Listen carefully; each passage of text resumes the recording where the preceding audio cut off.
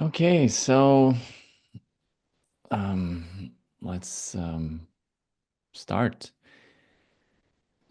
And let's do that by um, just an initial settling of our bodies, our minds. So just bringing our awareness home to our immediate experience.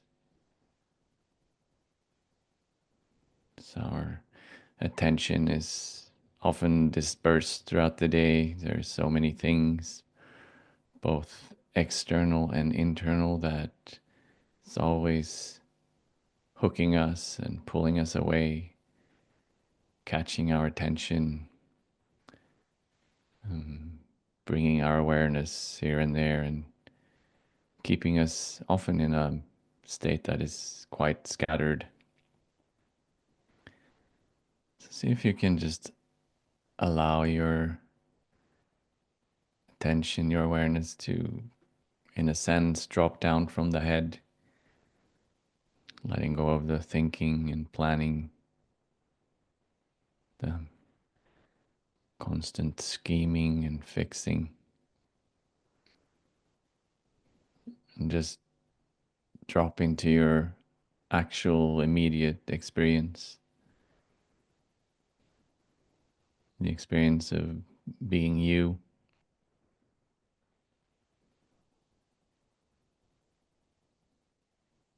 the experience of being embodied.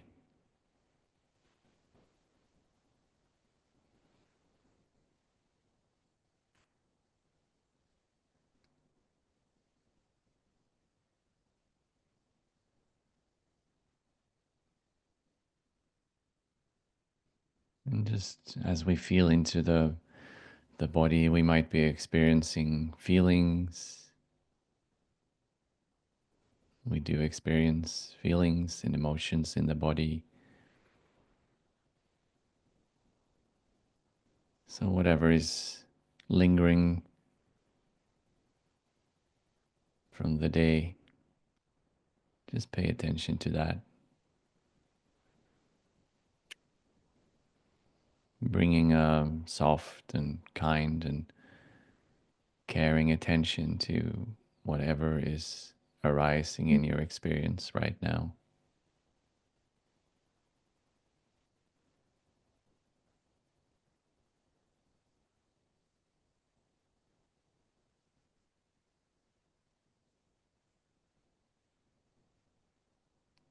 Just allowing this to be exactly as it is.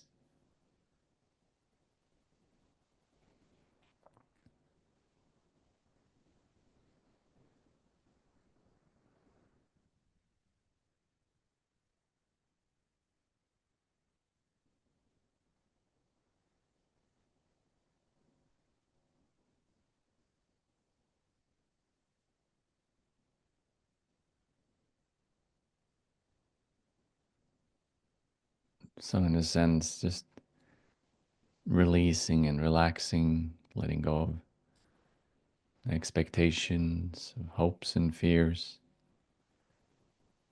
letting go of the wish for things to be different,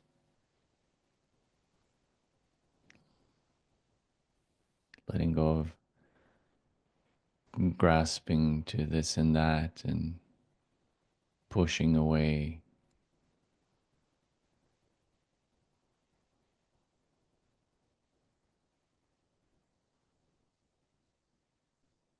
and just resting for a while.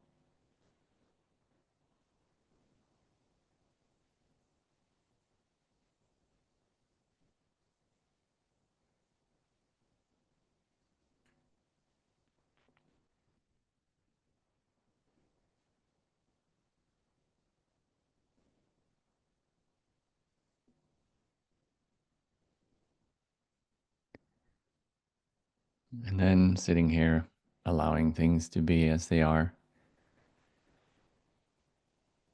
See if you can bring to mind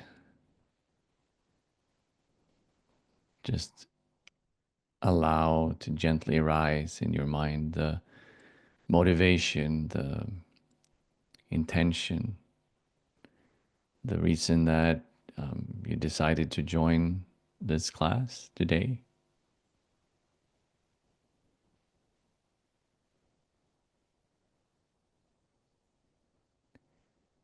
Maybe wishing to learn about methods to stabilize and calm the mind, methods to better deal with frustrations and stress and anxiety and fear.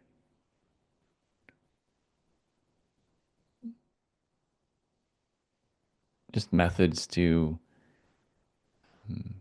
relate to and transform suffering, methods to cultivate contentment and joy and inner peace.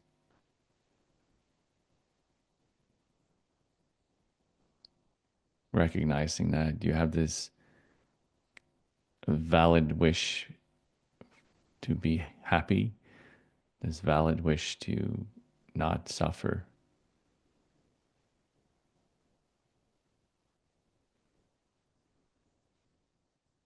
This birthright to explore happiness that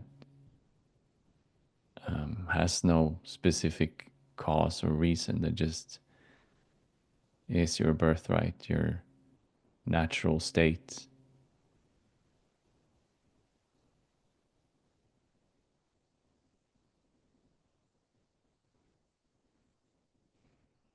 And then also potentially a reason for being here is also a wish to bring benefit to others, to be helpful, to be of service, to help alleviate the suffering that others experience and help contribute to their contentment, joy, and happiness. So as we ourselves wake up and cultivate wisdom and compassion, to that extent we can share that with others, be of benefit to others, contribute to others.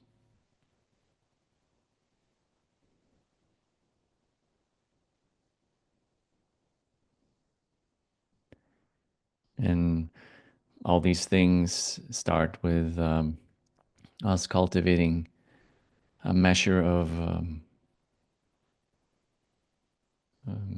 control over our minds,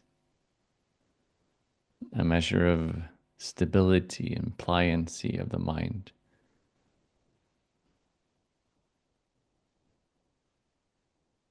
And that's the topic of this class, or these 4 sessions.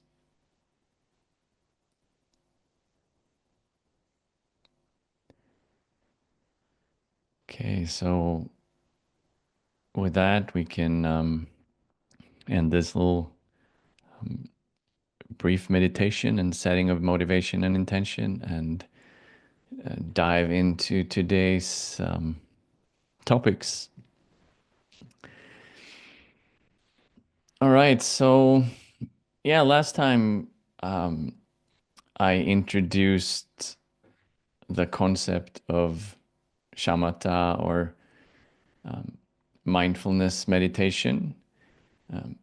I also mentioned that mindfulness in a Buddhist context can mean both the cultivation of like a focused, stable, concentrated mind, but it can also relate to what's called insight meditation or vipassana meditation. So, for example, there's a very famous teaching by the Buddha called the Four Foundations of Mindfulness, and that is actually an insight practice.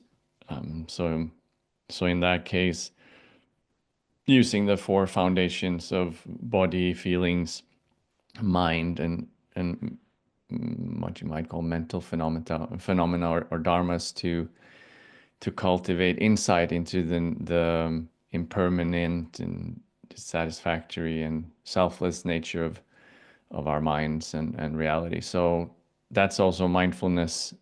Um, but like I said, when I say mindfulness in this context, I'm specifically referring to shamatha meditation or calm abiding meditation. And I also mentioned last time that the Pali word for this is sati.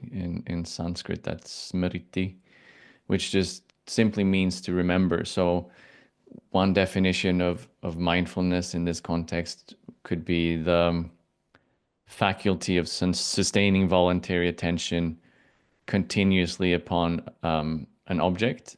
Usually, it's also said a familiar object without forgetfulness and distraction. And last time, I also went into three qualities that are really important to cultivate when we try to, I don't know, hone our minds in this way. And when we try to strengthen our faculty of attention and awareness and focus and so on. Because, like I said last time, when we do that, we have a real tendency to become, striving, and we want to achieve something, and then we get tight and we put effort into it, and then that's not really a sustainable way to achieve shamatha. So I mentioned these three qualities, and the first one that we focused on last session was relaxation, which we apply to overcome this tendency of tension and tightness. So, and that is really like the most important foundation, and for for most of us, that's where we'll spend a lot of time. So in these 4 sessions, I'm going to be kind of moving along, but ideally, I think we should spend all the 4 sessions just focusing on relaxation. And then we should probably do that for weeks or months or maybe years. But we don't we don't have the time to quite do that. So I'll be moving on to the other qualities as well. But I cannot emphasize enough the importance of relaxation in this process. And another thing related to that, which I won't really have time to go into, is also then how important it is to cultivate qualities of love and kindness and patience and compassion, starting with how we relate to our own experience. So, and I tried to just give a little taste of that in the introductory meditation. So, coming at this from from a place of genuine care for ourselves and warmth and openness and just acceptance and non-judging. So it's easy when we're not good enough at shamatha meditation to become harsh or critical towards ourselves. But the more we can ease into it, just let go, relax, not make a big deal of it, be supportive of ourselves. That's really the way to do it. Yeah, so that was the first quality of relaxation that we've talked more about last time. And then the second one is then focus, and sometimes also called stability. So this is to overcome distraction and our mind's tendency to be, dispersed and all over the place. And then the third one is clarity. So having like this vividness or alertness of our awareness. So it doesn't become dull or yeah. So like I mentioned last time, that sometimes our idea of relaxation is something that is quite dull and not very alert and not very vigilant. But that's the aspect of clarity is something we want to bring to our experience. We want it to be relaxed and stable, but at the same time very clear, like a I don't know, high resolution TV or something. um, yeah. So and one analogy there, which I like, is, and I don't know if I mentioned it last time, but it's the analogy of a tree. So for the tree to grow, and the tree is representing our you know, our meditation and our the cultivation of these qualities. So first of all, the tree needs really a deep root system, like roots that go firmly into the ground, and that's the relaxation. So the relaxation is really that the roots of the tree, and then depending on those roots, then you have the trunk coming up, and that trunk is, you know, the stability and immovable quality of our attention. And then because that stability is there, then, you know, all the branches can come out, and there's foliage and leaves and all that stuff, all the detail, and that's the clarity. So with that analogy of the tree, you have the roots and then the trunk and then all the leaves and that. So relaxation, stability, and then the clarity. Um, and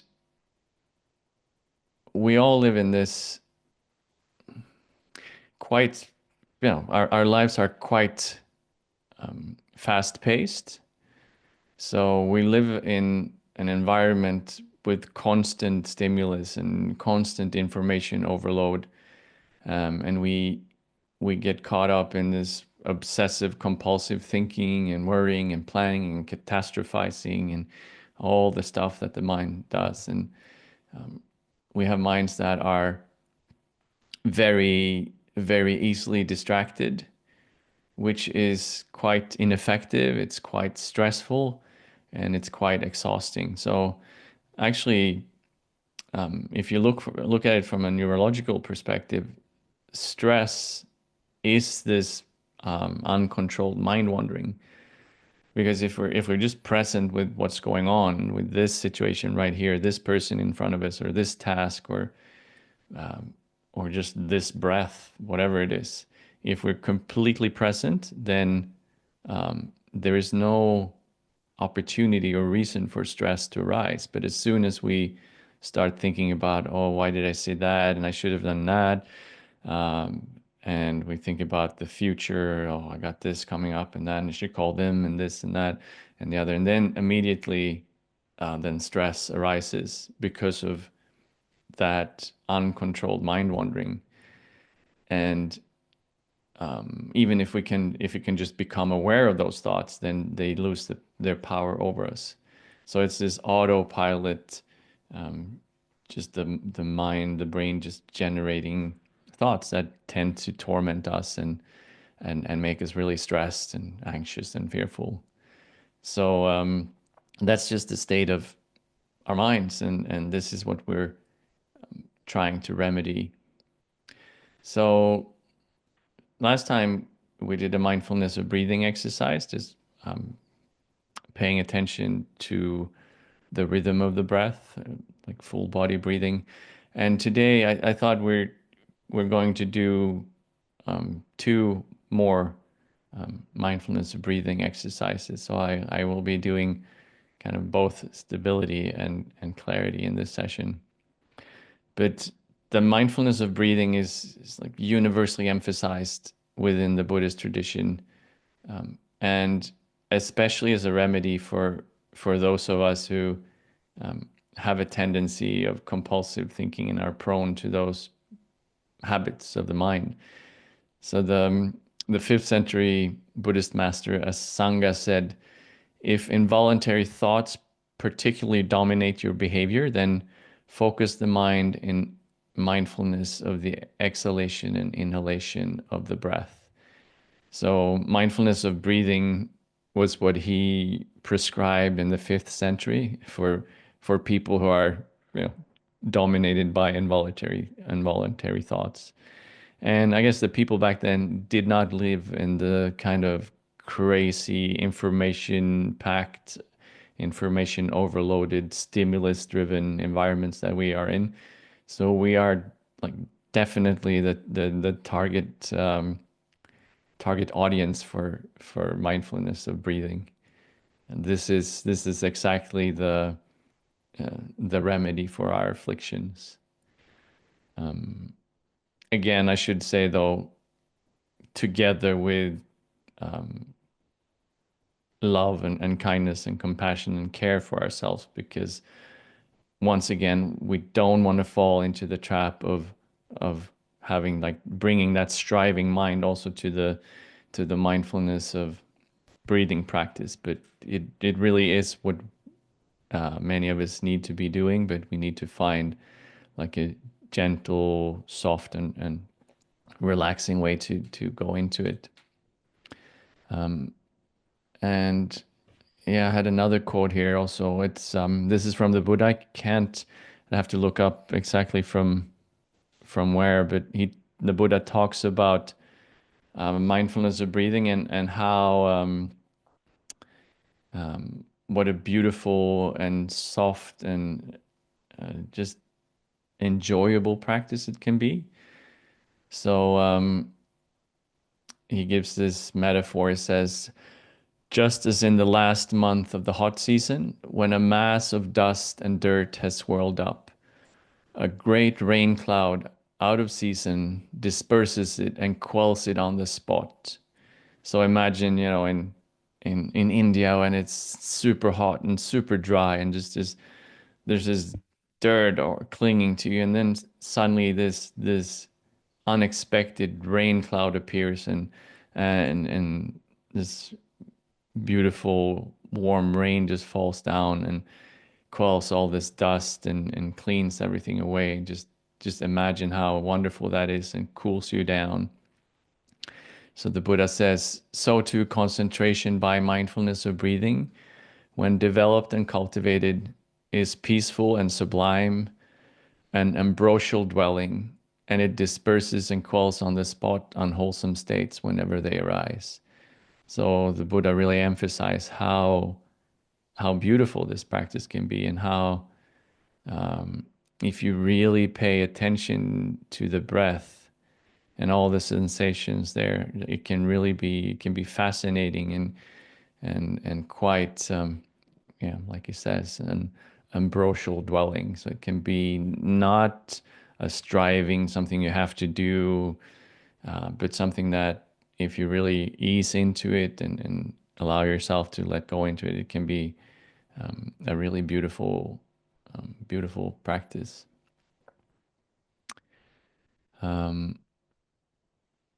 Yes. So with that, like I said, we're gonna do another mindfulness of breathing exercise. Like I said last time, we did the full body breathing, but this time we are going to like bring our attention down and focus on the abdomen. So the sensations of the belly rising and falling as we breathe in and out. And while doing this, we will emphasize this quality of stability. So just this sensation of maybe like being like a mountain, sitting here, immovable, solid, stable, just carried. And in Zen Buddhism, they have this expression of soft belly and strong back. So as we focus on our breathing, we want it to remain soft and loose and open. So our posture is kind of carried by a stable back, and then we can really relax into that and relax into that sense of stability and focusing on the sensations as they arise in the abdomen as it rises and falls. And we're going to introduce one thing that can help with the focus or the stability, and can also something that can help with letting go of some of those distractions that inevitably will happen. So this is kind of and that tool or that little crutch you might call it is counting. So we'll be counting our breathing. And in a sense, this is like a, I don't know, short-term strategy to overcome distractions. It can be really helpful, especially in the beginning. But even if you're a really advanced practitioner, depending on where your mind is at, just adding the counting of the breath can sometimes be very helpful. But at the same time, the object of our meditation is the breathing, so that's where we want our full, complete attention, really. But then we add the counting, so we kind of just drop that in, and so what there are many ways of doing it, but one way is so just before we breathe in, we count one. So one, and then breathe in and breathe out. And then before the next in breath, we count two, in and out. And then we go up to 10 breaths. And when we reach 10, we just start over from one again. And if we find that, we just lost the plot completely, we're not counting anymore, then just, let go of whatever it is and come back and start from one again. Or if we forget to stop at 10, so we're now at 19, 20, same thing, just become aware that autopilot has kicked in, and then release it, come back to one again, and start the counting over. Also, if the counting is too distracting, another option is just notice we can notice the in and out breath, just noting mentally in, noting mentally out as we breathe. But yeah, I would encourage you to give the counting a go, and just see how that works. Yeah, and then I'll also reiterate the instructions I gave last time in how to relate to distractions. So the thoughts, the memories, the mental images, the sounds, the maybe stuff happening in the body. So in this meditation, we're trying to stay with the focus or with the object of the meditation. So for example, now the abdomen. So when we do get distracted from that, the I mentioned three R's, and the first R is relax. So notice that, okay, I've become distracted, and instead of being critical or tightening up, just take that opportunity to relax. Okay, and then the next R is release. So whatever that distraction is, just let it go. Don't try to push it away. Just it's still there, but you just release it. And then the third R is return. So you relax, you release, and then you return your attention back to the breathing. One image that I like is, say you're talking, you're at the cocktail party and you're talking to someone, and it's super interesting, and you have your focus on them, but then there's lots of people around you talking, blah blah blah everywhere, and your attention gets pulled to a conversation over yonder somewhere. And so what you do then is you can't go over there and tell these people to shut up or go away. That would be rude. So you just release your attention from that conversation and bring it back to your friend and the conversation that matters. And they're still talking over there, but that's not where you're focusing. You're focusing on your dear friend in front of you. So kind of like that, obviously the breath being your dear friend, and the thoughts coming up being the guests of this cocktail party. They're still there. They're not going away anytime soon. But don't get stuck with your attention as it's pulled away. Just relax and release whatever it is and come back. Yeah, so with those instructions, I thought we would give this mindfulness of breathing with focusing on the abdomen a go. However, before we do that, I just wanted to open up and see if there are any questions or uh, if there's anything lingering or unclear or whatever comments. Just checking if anyone has something before we dive into that meditation. Mary Jo has a question. Yeah, and yeah, And if there you you could I unmute, Mary Jo. There you go. I couldn't find the little hand, but I'm not clear on the how does the abdomen connect with the breathing?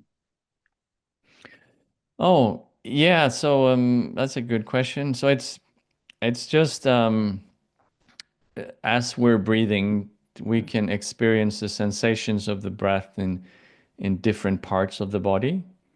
So the next meditation that's coming up, we will be focusing on sensations in the nostrils, which are like a smaller area. But right now we're just focusing on, whatever sensations we can experience in the belly, in the abdomen, that are related to the breath. So as we breathe in, the belly will fill up, and as we breathe out, it will fall back down. And just paying attention to the sensations associated with that happening.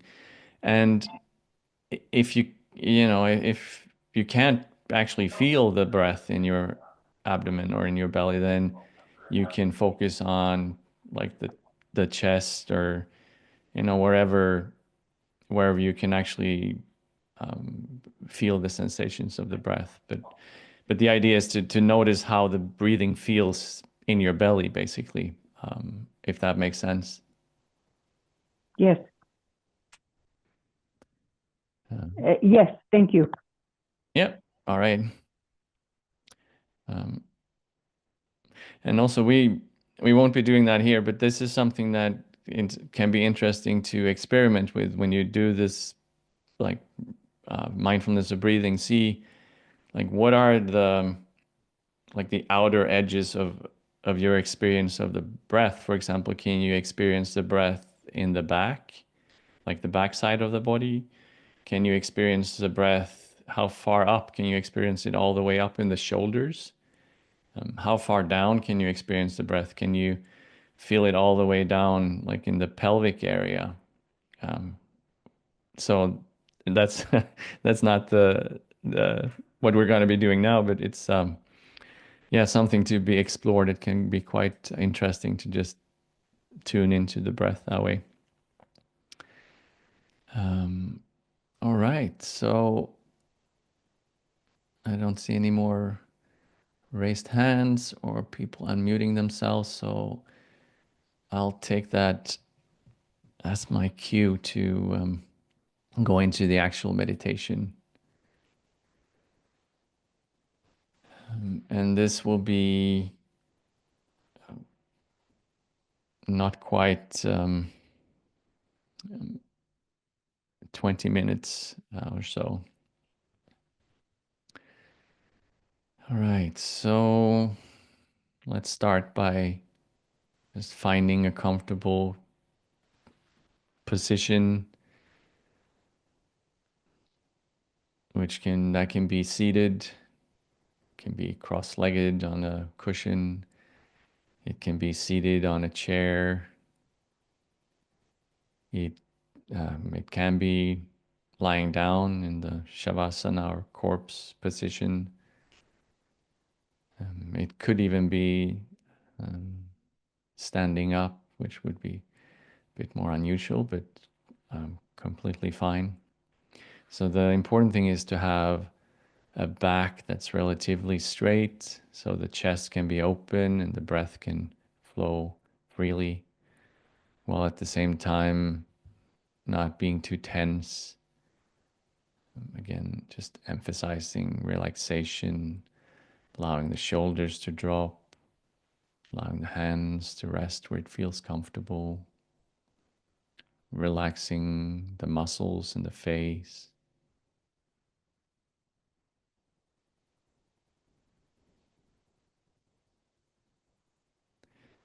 And if you want to, you can start the meditation by taking 3 intentionally deep breaths. So just breathing in, allowing the chest and the belly to rise, and then breathing out, and then taking 3 of those full and deep breaths.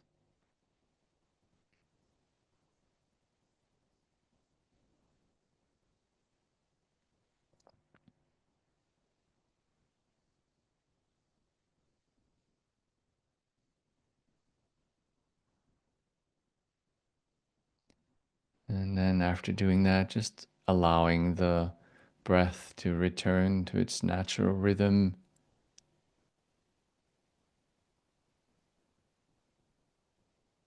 allowing yourself to rest in effortless presence, just noticing the breath,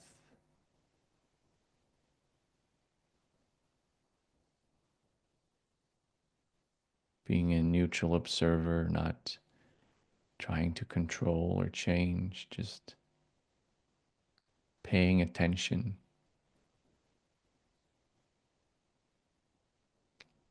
Like, again, meeting a dear old friend and giving them your full attention.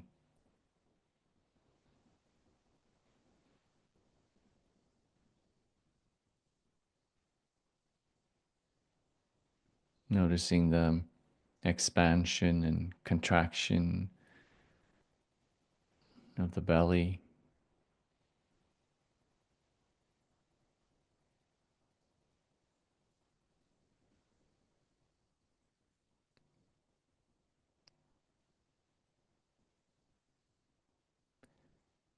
observing the full duration of each inhalation, each exhalation, and also if there's a pause in between. Maybe we breathe in, pause for a while, and then breathe out again, pause for a while.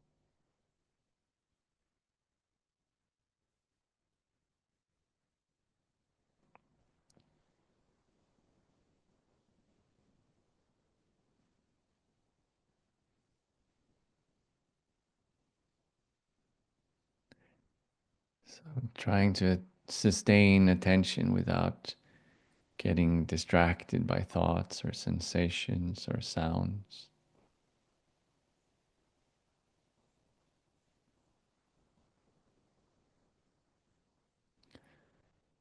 And then, as a support for our attention, we can add the counting. So we count 1, and then we breathe in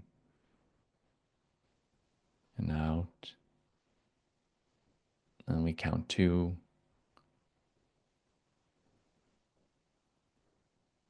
And we continue like that up to 10 breaths. And then we gently start over from 1 again.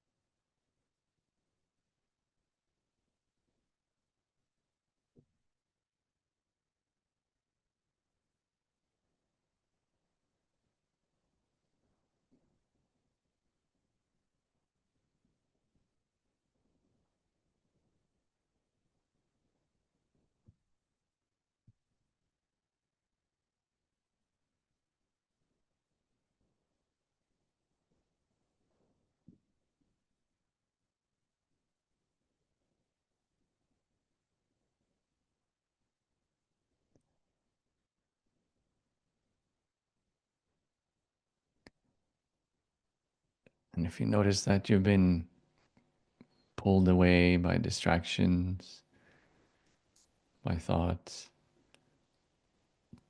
again, just take the opportunity to relax, then release that distraction, whatever it is, and return your attention to the breath and start the counting over from one.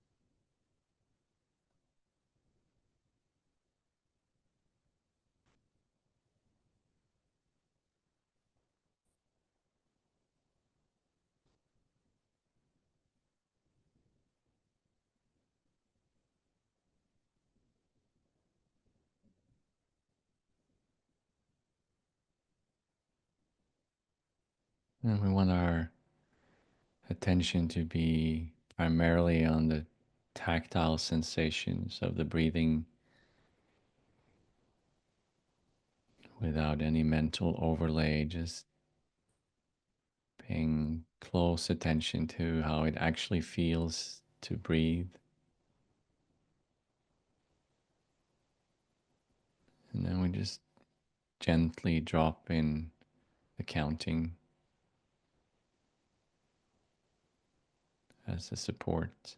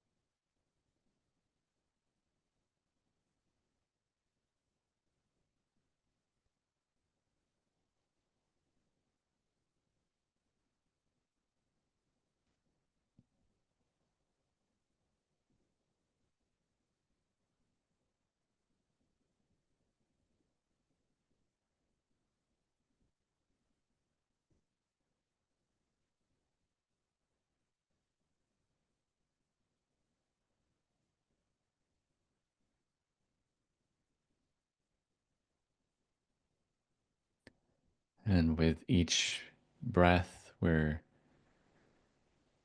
kind of sinking into our own experience, fully embodying our own experience, emphasizing that quality of stability, sitting here like a mountain, immovable, stable.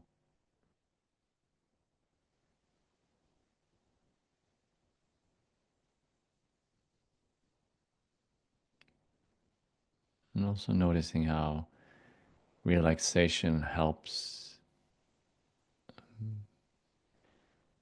us to really sink into our experience like that. How relaxation really supports stability.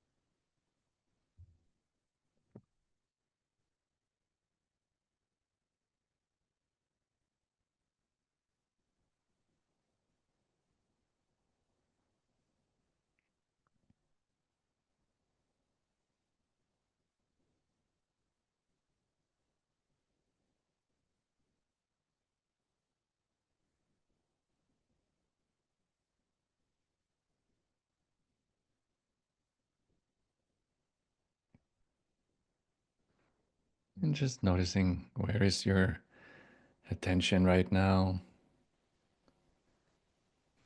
If it's not on the breath, just gently bring it back.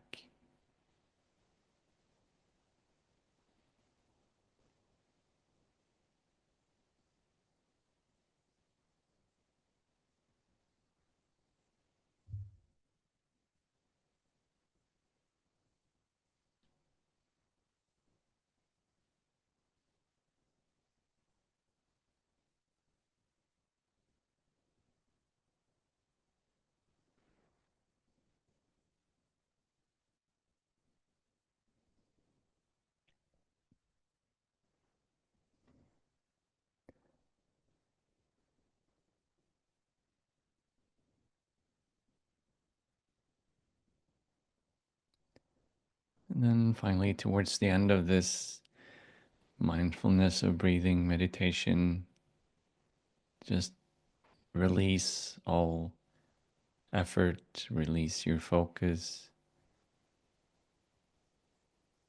and just rest. Just rest in your immediate experience.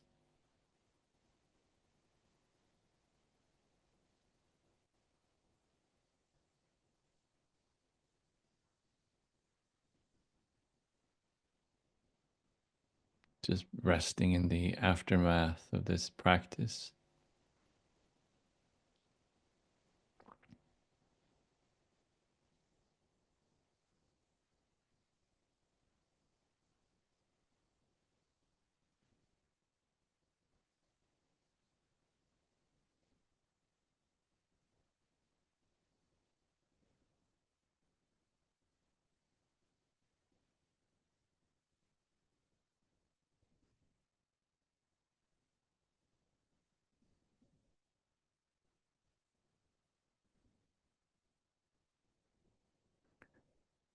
Okay, and then with that, we can end this practice and bring our attention back to Zoom, I guess, and the screens in front of us.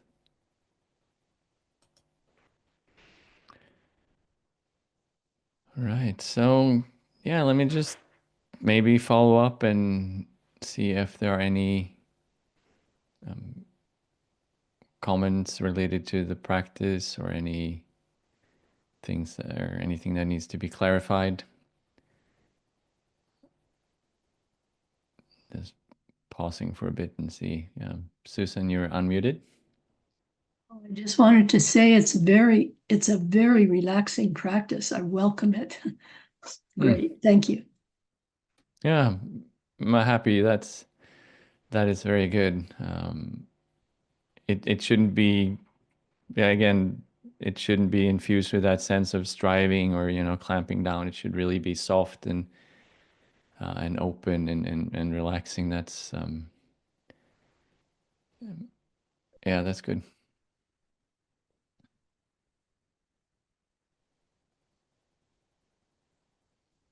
Yeah, Mary Jo got a raised hand there, Mary Jo. Yeah. Yeah. Sorry, these buttons are a little confusing. Yeah, we can So, hear you though. okay. Um, I just did notice it seemed like most of the time when I got to about number 6, Hmm. I noticed something got my attention, like a little pain here or some, that kind of, usually a Hmm. pain. Hmm. And, but I went ahead because it wasn't predominant. It was kind of way off in the background, sort of. Hmm. But anyway, I don't know if I should have gone back to 1, but I went on. Oh What do yeah, you yeah. think? What do you think about it? No, I think that's perfectly fine if you're um if you're aware of that was 6, I'm counting 7, but then like this little pain or this little distraction is kind of impinging on that, but you just kind of let it go immediately, then yeah, it's fine to just keep on counting. It's Yeah. more that, if you find that, oh, I'm way off now and I have no idea what the next number is, then it's much better to Yeah. just, go back to one and not make a big deal out of it. So more like Yes. that, yeah. Yeah. Good. Well, I like this. It's very nice. Ah, that's good. Thank. Yeah. Thank Happy to you. hear that. Mm. Um, yeah, anything else? Otherwise, I will charge forward or whatever direction we're going. Um, okay, so yeah, I thought, like I said, we're actually doing one more practice, and this one shifting our attention to the sensations at the nostrils. So if the and actually, Mary Jo, can you mute your microphone? I'm so sorry. I thought I had. Yeah, no, that's all good. I just. Or maybe the host can. No, there we go. That's perfect.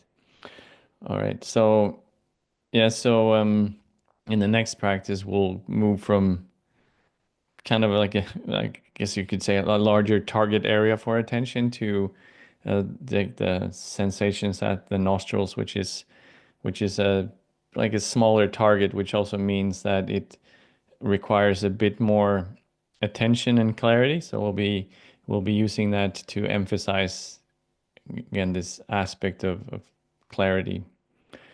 But I thought I'd just give some I don't know tips or pointers around. So one thing that often comes up in relation to these practices, like, so, okay, so if I do this on a daily basis, how long should I be meditating? How often should I do this? Those kind of things. So I think the first thing to mention is that it's really, really good to develop the habit of meditating daily.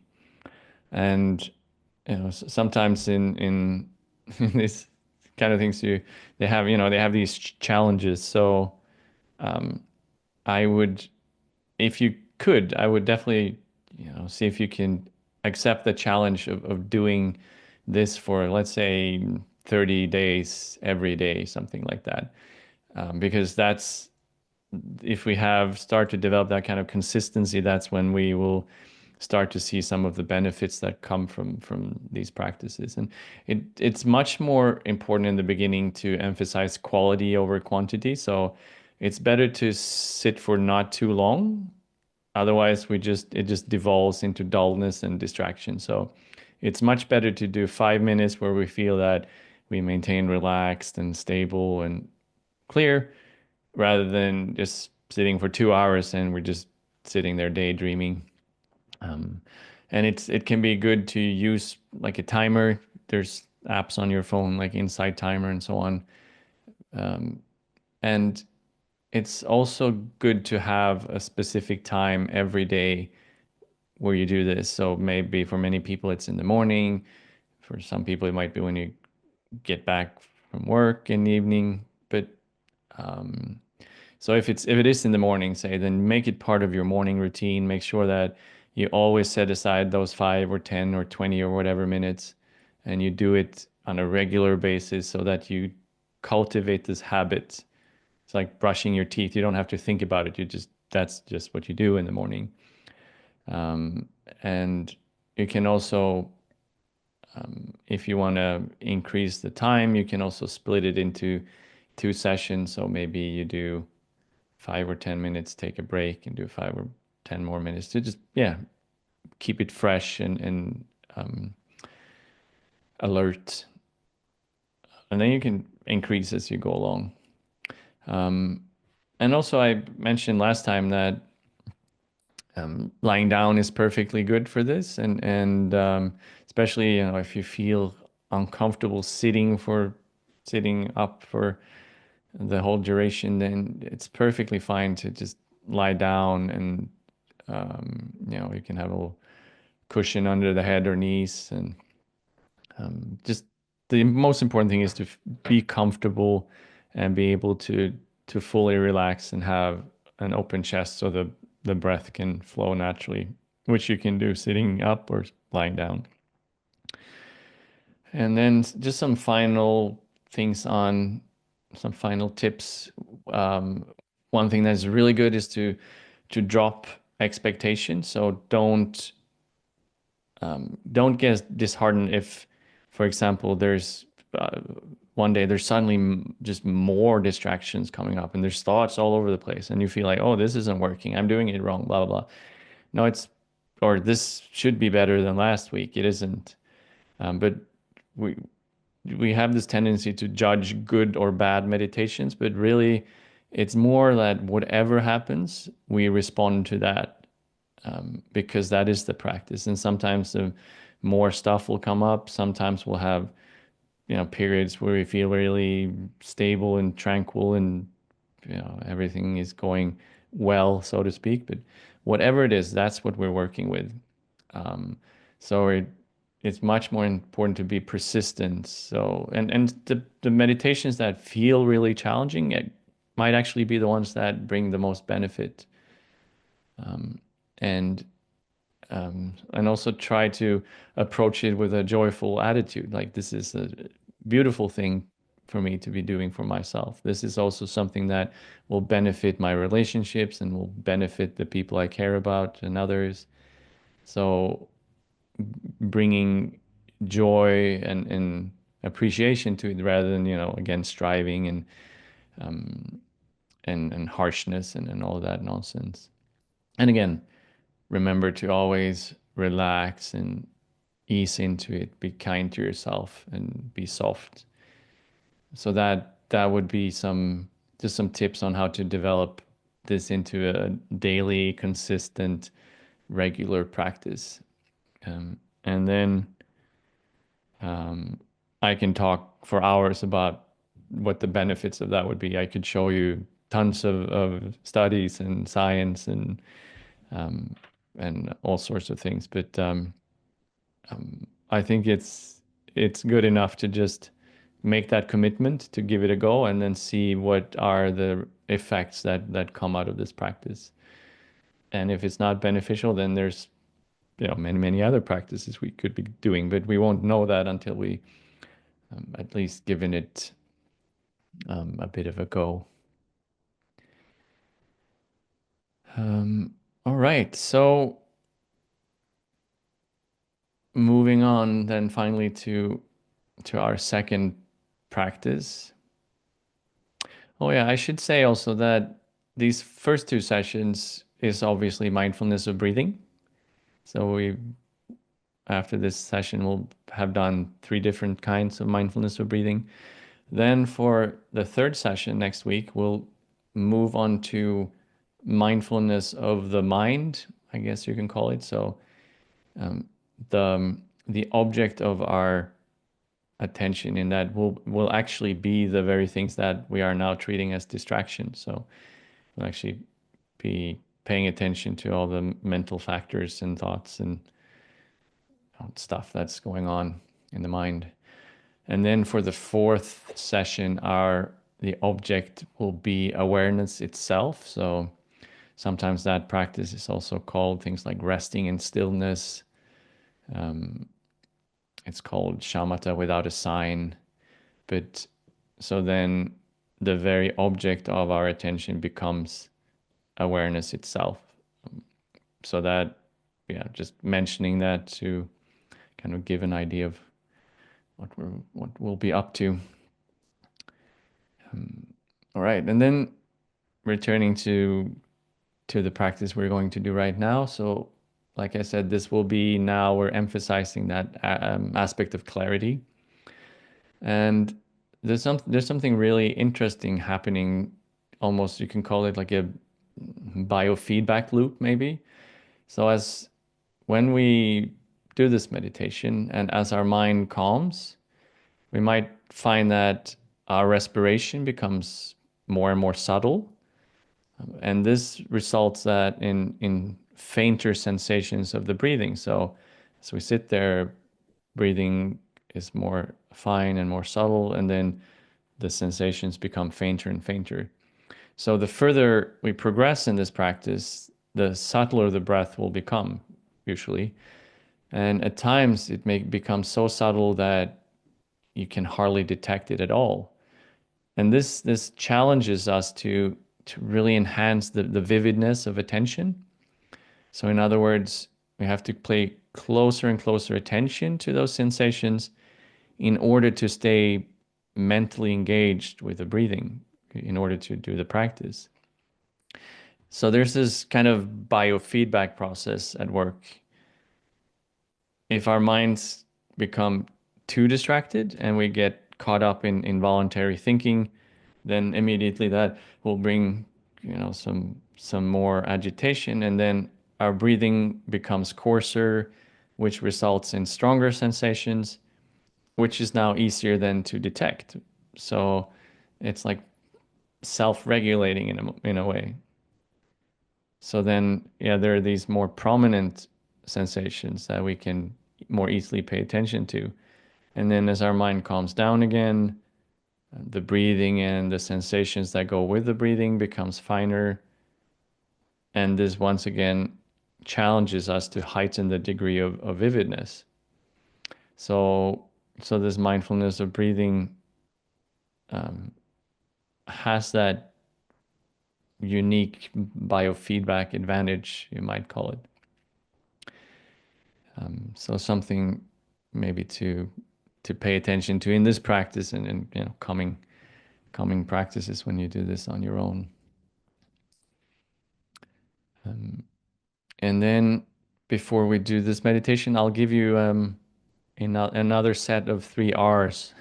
So we had, for the last one, we had how we deal with distractions, which is relax, release, and return. And now our three more R's to about how we can deal with dullness, or this lack of clarity, when things get kind of foggy and not very clear. So so the first R is then when we notice that this has happened, so then we refresh. So we intentionally, almost like turning up, if you have a dimmer on your light at home, so you turn up the intentionally, you refresh the interest and remember what we're doing, and really try to pay detailed attention to these sensations. And then with that, we also restore our attention to this chosen object. And then from there, we we try to retain this ongoing flow of mindfulness. So those R's would be then refresh, restore, and retain, as a way of counteracting a loss of clarity, and when our mind gets more dull. And in this, you can keep the counting if you found it helpful. So not everyone finds the counting helpful or supportive, and then if that's the case, don't bother with it. But if you found that it kind of helped cut distractions, and it supported your attention, then you should keep it in this practice as well. And again, just remembering that maybe you have like 80-90% of your attention on just the various sensations of the breath, and then you just use 10% maybe to drop in that little counting as a support. Okay, so let's settle in for our second and final practice for this session, which will be again mindfulness of breathing, but this time moving the object to the nostrils and the sensations of air flowing in and out of the body. So again, finding that relaxed, comfortable posture.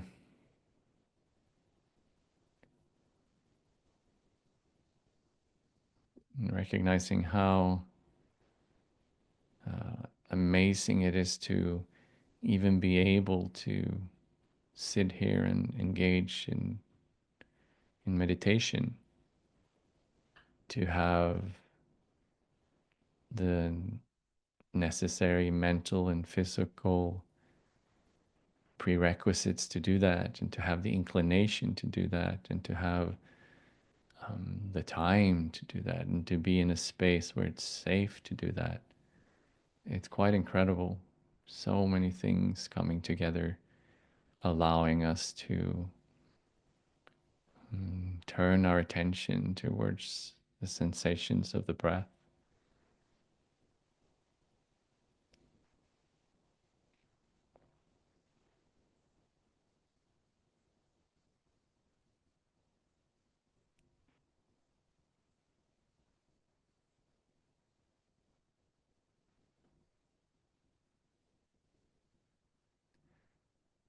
And as you're bringing your attention to the nostrils, it can be tricky sometimes to detect the movement of the breath there, but maybe you notice as you breathe in, the tip of your nose becomes slightly cooler. As you breathe out, it becomes slightly warmer.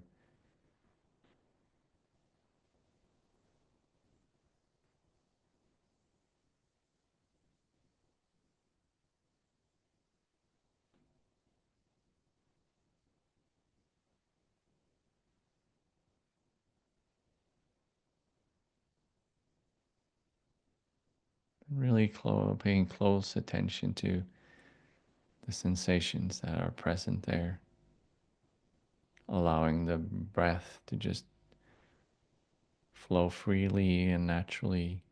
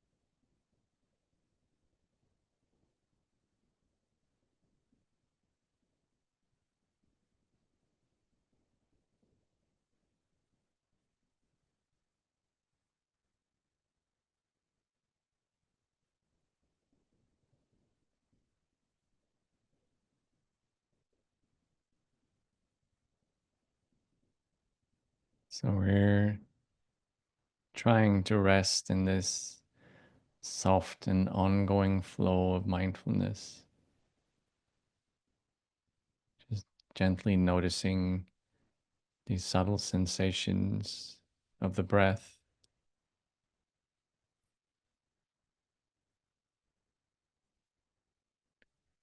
And if we've lost that flow, then can just refreshing our interest in the practice and the object of our meditation, restoring our attention to that object, and then once again retaining that ongoing flow of mindful awareness.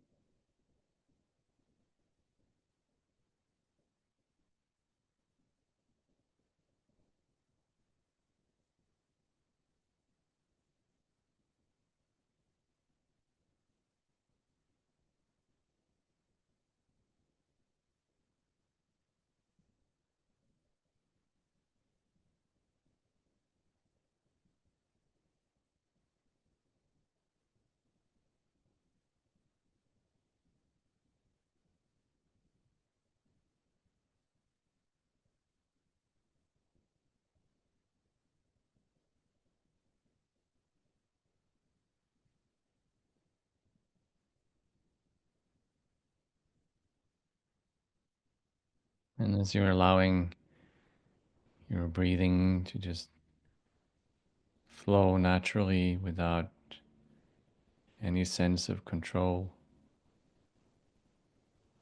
as you're settling into this practice, just notice the quality of your breath. Is it long or short, deep or shallow, quick or slow?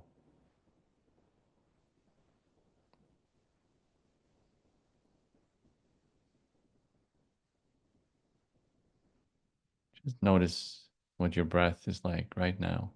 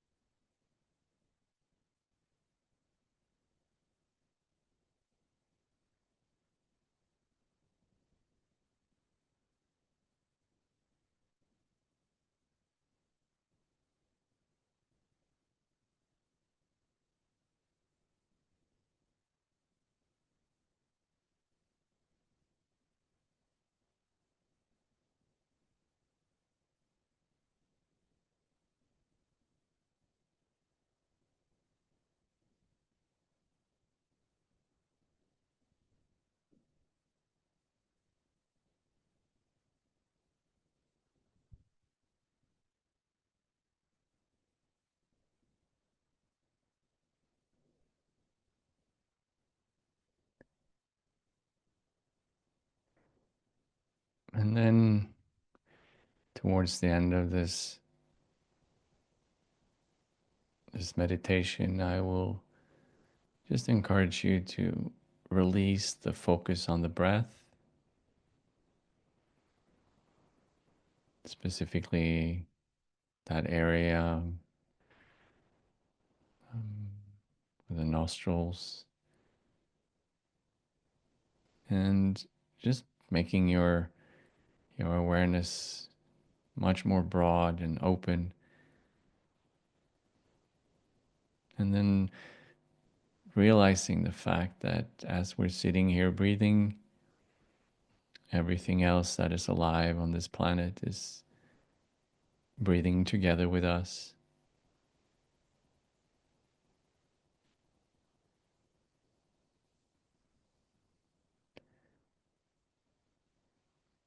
So we breathe out and we provide carbon dioxide to the trees, which the trees breathe in, and then they breathe out oxygen for us to inhale. So we're breathing together with the trees and the plants.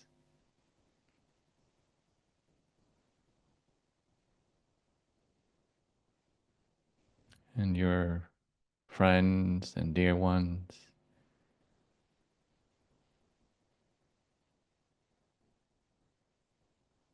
They're breathing together with us right now.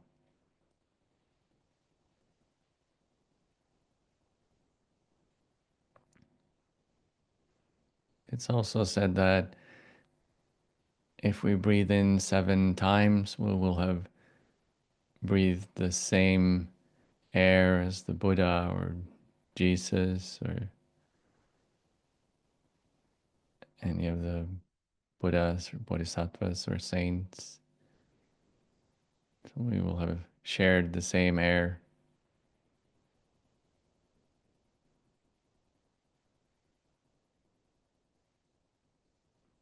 But as we're sitting here breathing, billions of people that we don't know breathe with us. Even the people we find difficult are breathing with us.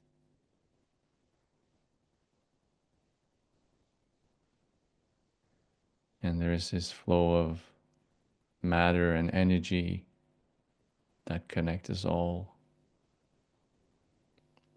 So within this simple act of breathing is embedded complete interconnectedness with all life.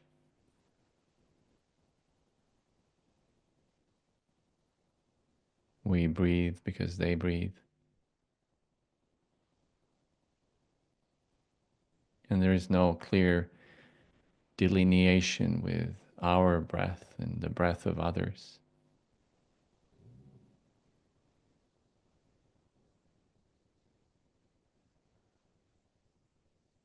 We're breathing together, interconnected, interbeing.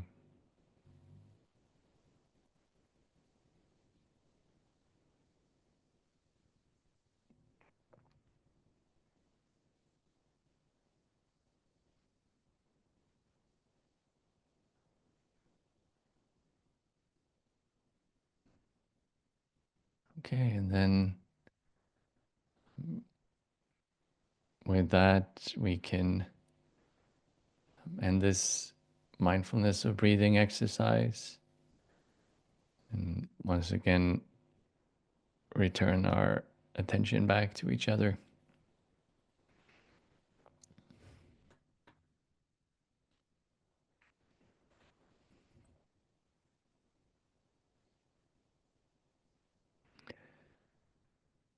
Okay, so yeah, once again, I'll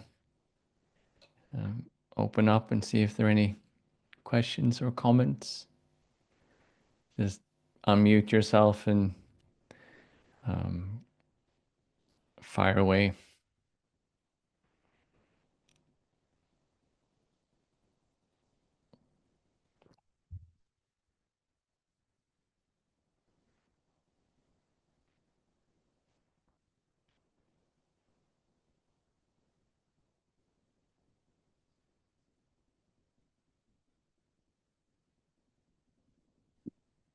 I would like to say thank you very much. This was nice, and I will enjoy, I think, practicing with this technique. I think it's going to be helpful for me. I'm very happy to hear that, and I think it's very important that we can enjoy these practices, and um, yeah, that I think is if we can, the way to approach them. Just open up at least for the possibility of um, enjoying meditation, so it doesn't become again a chore or just striving. Yeah. And I really appreciate the way you reminded us so beautifully about how interconnected we all really are. Thank you for that reminder. It's helpful to have that reminder too. Thank you. Yeah, that was I wasn't planning on doing that, but it just towards the end of that practice, it felt relevant because like I said, it's so important that we embed these practices within the broader framework of cultivating an altruistic mind and compassion and love and wisdom. So it's so that we understand that the concentration and the focus and all that good stuff is in the service of wisdom and compassion and seeing things as they truly are.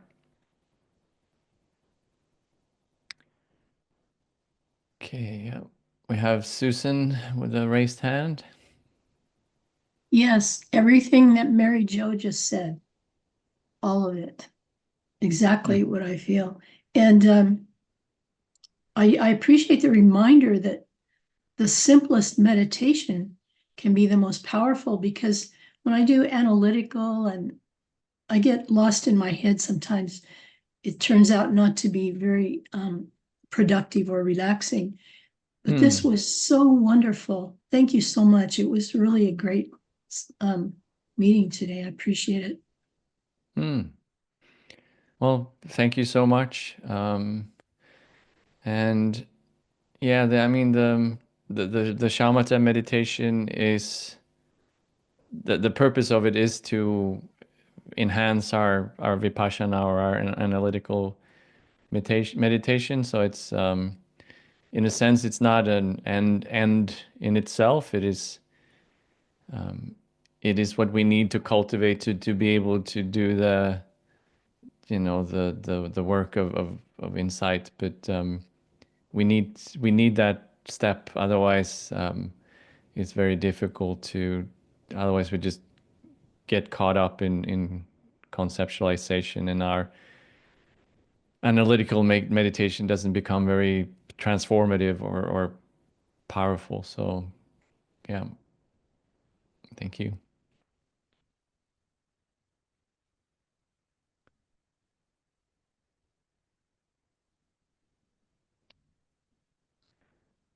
Okay, Susan has a hand up. yeah. Yep. Yes, Martin, I was just wondering if there's a way to use these meditation techniques, perhaps in daily life with, let's say, a difficult person, maybe somebody who's become agitated. Is there a way Mm. that we could use these techniques maybe to help calm that person down? Um, yeah, I mean, um, wouldn't it be, wouldn't it be nice if that person had a meditation practice and they maybe that could help them be more calm. But Right. unfortunately, that's not how things works really. So it's we can never use it in the sense that we.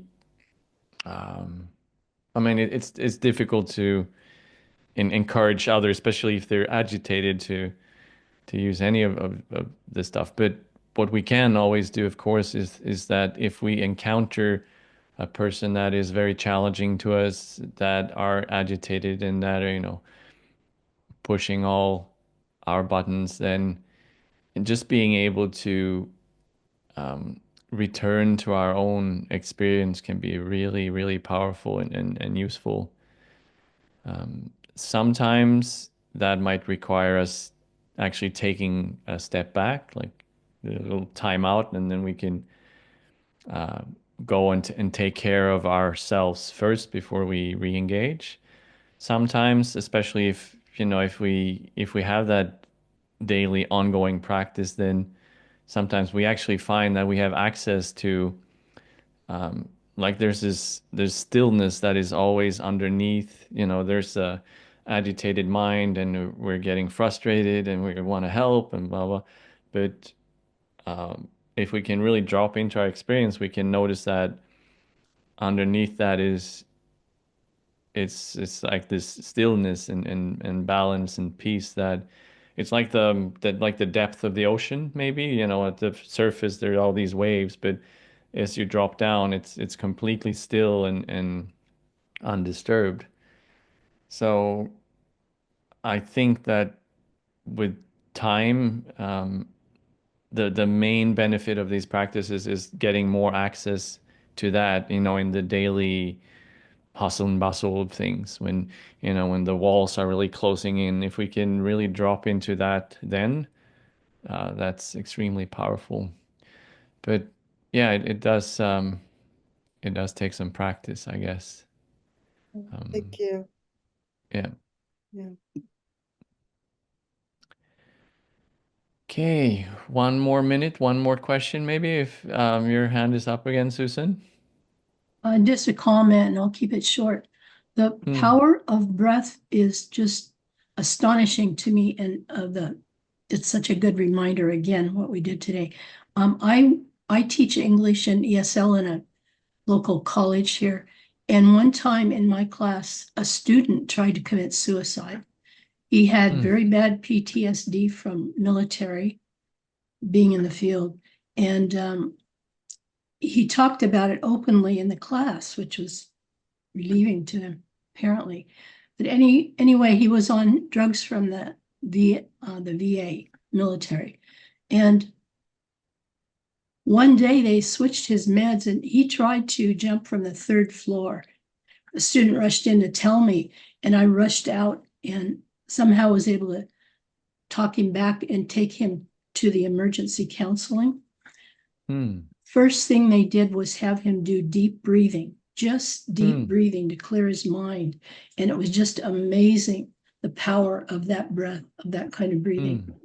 And I think I sometimes forget that, to apply it in daily life when I get stressed out. And it's just a good reminder. Thank you so much for the class today. Yeah, thank you for sharing the power of simply breathing, but being aware of doing so. Because I mean, it's a lot of breathing happening, but how many of those breaths are we actually paying attention to and being curious about and like giving our full attention to? So yeah, that's the invitation for the coming week. See if you can incorporate this into some kind of daily routine. See if you can find some moments throughout the day where you can just return to your own experience, return to the breath. And play around with it, see what happens. And I will see you Mary Jo has a next week. question, I think. Oh, Martin, is please. there one more?